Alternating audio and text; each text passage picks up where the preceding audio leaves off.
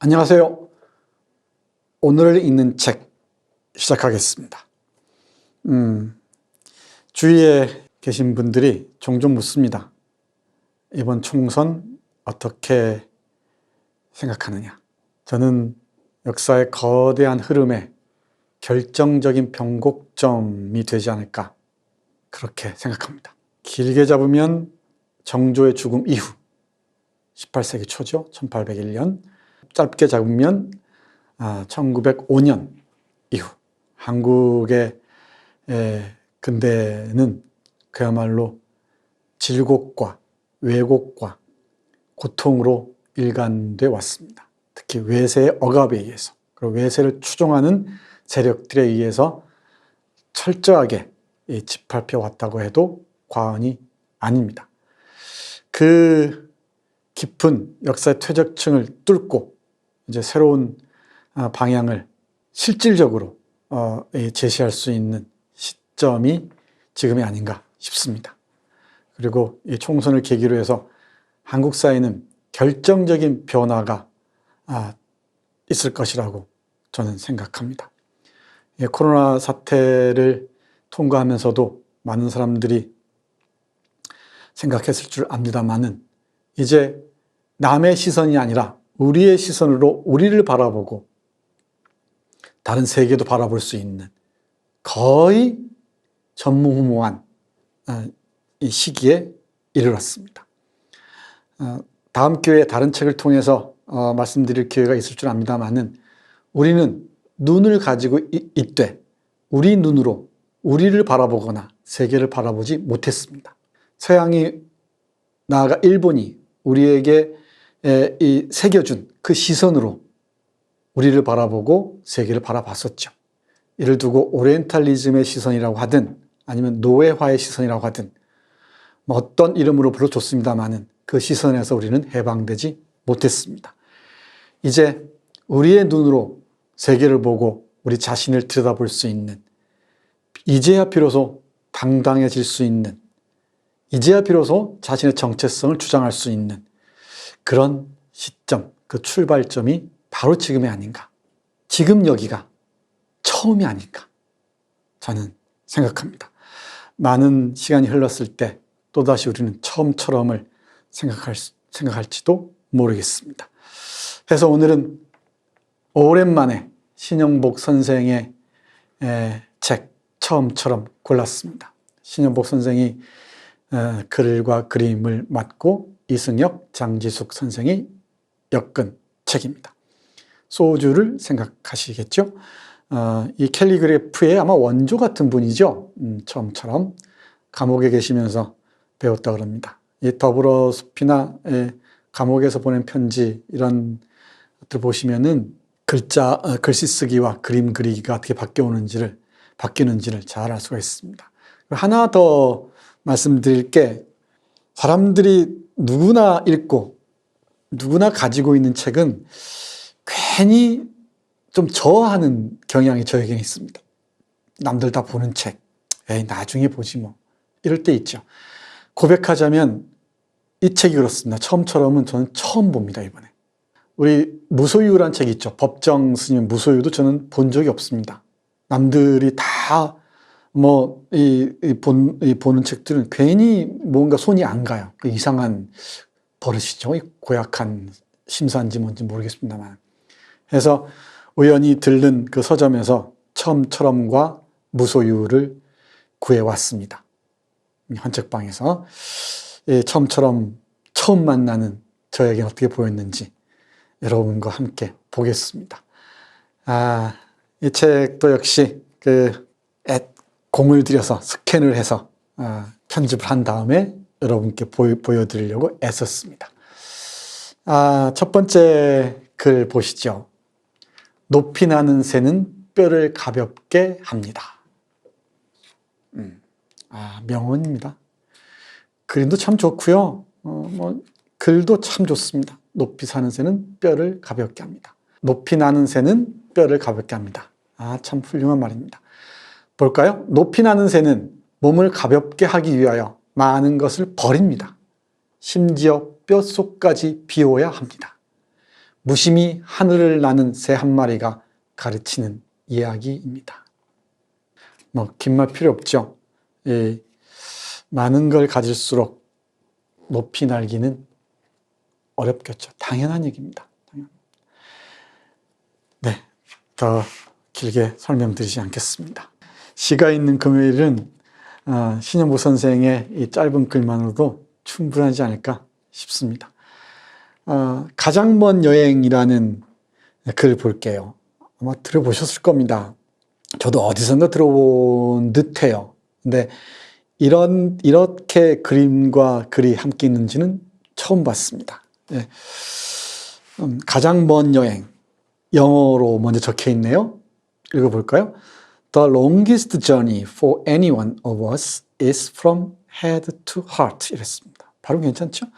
The longest journey for anyone. 모든 사람들에게 가장 긴 여행이란 for anyone of us죠. 우리들 모두에게, 우리들 누구나에게 가장 먼 여행이란 바로 어디서부터 어디까지다?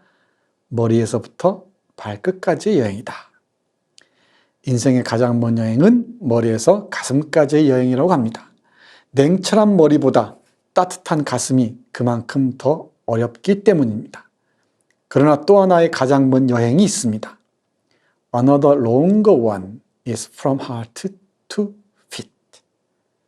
명언입니다. 가슴에서 발끝까지 여행입니다. 발은 실천입니다. 현장이며 숲입니다. 대개의 경우 머리에 머무는 경우가 많죠. 하트로 가슴으로 내려오지도 못하고 머리로만 굴리는 사람들이 많습니다. 가슴이 뜨거워지면은 뭔가 공감이라도 할 텐데 머리에 머물리는 사람들은 공감 능력마저도 없죠.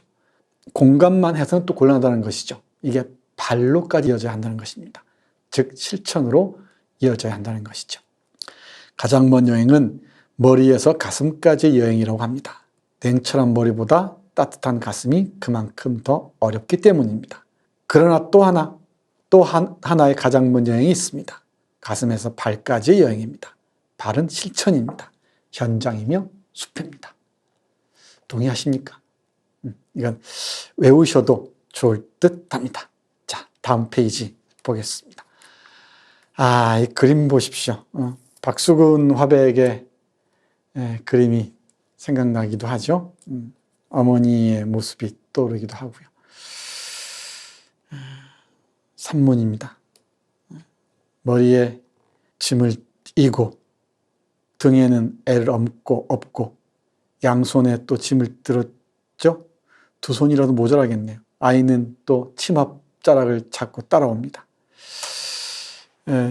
아마 손이 왔다 갔다 하겠죠. 머리에 인 걸 받치느라 또 뒤에 옆에 손을 가벼운 보자기 짐을 들랴 분주한 것 같습니다.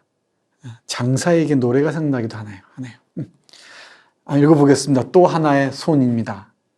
등에는 아기를 업고 양손에는 물건을 들고 머리에는 임을 이고, 임은 짐입니다. 임을 이고, 독특한 표현입니다. 그리고 치맛자락에 아이를 달고 걸어가는 시골 아주머니를 한동안 뒤따라 걸어간 적이 있습니다. 어릴 적의 일이었습니다. 무거운 짐에다 아기까지 업고 있는 아주머니의 고달픔도 물론 마음 편하게 바라볼 수 있는 것은 아니었습니다만 내가 가장 걱정했던 것은 머리 위의 임이었습니다. 등에 업힌 아기는 따로 동였고 양손의 물건은 손으로 쥐고 있어서 땅에 떨어질 염려는 없었습니다만 머리에 올려놓은 임은 매우 걱정스러웠습니다. 삐뚤음하게 머리에 얹혀서 발걸음을 떼어놓을 때마다 떨어질 듯 흔들리는 임은 어린 날을 내내 불안하게 하였습니다.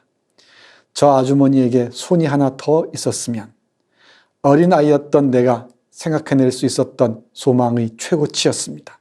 나는 그 뒤 훨씬 철이 들고 난 후에도 가끔 또 하나의 손에 대하여 생각하는 버릇을 갖고 있습니다. 3개의 손, 4개의 손, 수많은 손을 가질 수는 없을까? 짐이 여러 개일 때나 일손이 달릴 때면 자주 그런 상상을 하였습니다. 추운 겨울 아침에 찬물 빨래를 할 때에도 생각이 간절하였습니다. 그러나 지금은 어릴 때 간절했던 또 하나의 손이 짐을 들어주는 손이 아니라 손을 잡아주는 손이기를 바랍니다. 다정한 악수이기를 바랍니다. 어린 시절 만났던 시골 아주머니의 그 인상에서 손에 대한 사유로 이어지는 글입니다. 손을 잡아주길 기다리는 사람들 참 많죠. 다음 그림 보겠습니다. 우리 바보 누구누구 이런 얘기 하죠. 이번 총선에서는 바보 김부겸이라는 말이 오가던데요. 저도 그렇게 생각합니다. 바보 같은 사람입니다. 근데 그런 우직함이 세상을 바꿔가는데 중요한 의미로 다가오지 않을까 저는 생각합니다. 우리 신영복 선생은 어리석은 사람들의 우직함이 세상을 조금씩 바꿔갑니다 라는 글에서 이렇게 쓰네요.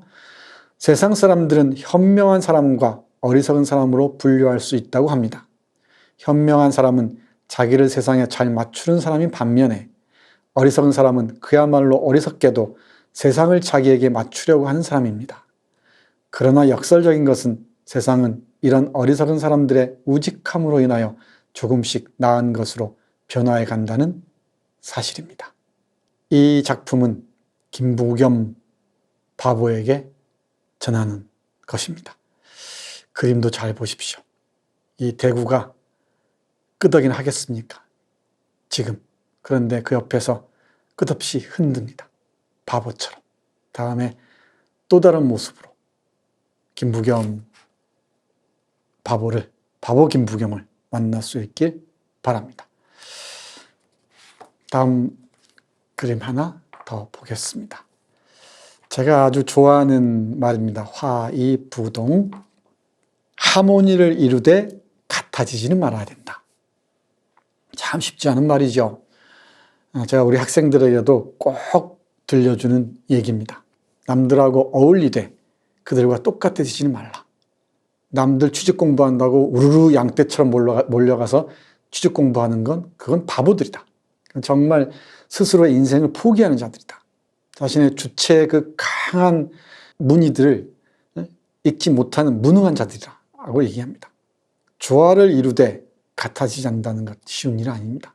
여러분들은 여러분들 삶에서 어떤 모습인지요. 우리 신영복 선생은 이렇게 말합니다.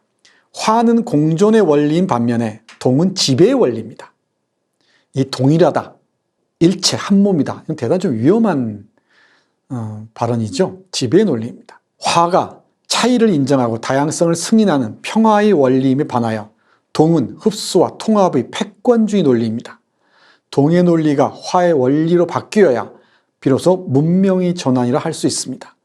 어린 왕자가 그린 그림은 모자가 아니었습니다. 그것은 왕뱀이 통째로 삼긴 코끼리를 소화시키고 있는 그림이었습니다. 이게 동의 논리겠죠. 끝없이 차이를 인정하면서 조화를 이뤄나가는 세계.